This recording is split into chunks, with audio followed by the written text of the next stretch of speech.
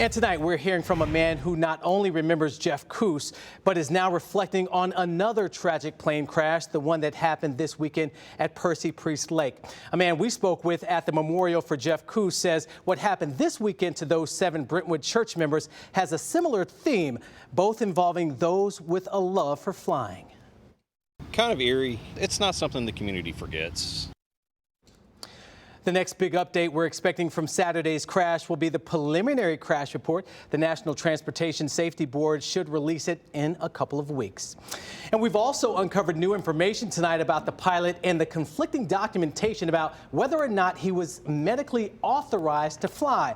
Our chief investigative reporter, Jeremy Finley, continues to dig into the details of the crash. And Jeremy, why is the discrepancy about these records so important? Well, as we've been talking about, Marius, this is all about whether or not the pilot, Joe Lara, is considered by the FAA healthy enough to have flown that plane. That's why what you're about to see raises so many questions.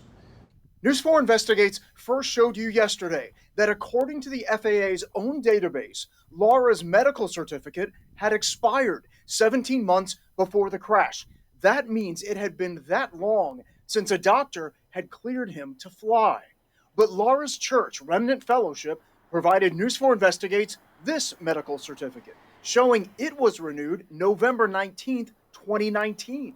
Since a medical certificate is good for 2 years, it means this one shows Lara had medical clearance to fly. The question is, which one is accurate? We sent this certificate to the FAA, which referenced our questions to the NTSB, the agency investigating the crash. A spokesman there says they haven't gotten to the paperwork portion of their investigation yet, focusing right now on the physical evidence of the crash.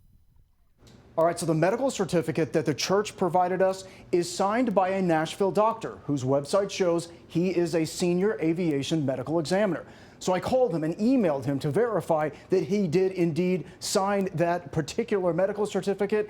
His office referenced our questions to the FAA. Marius?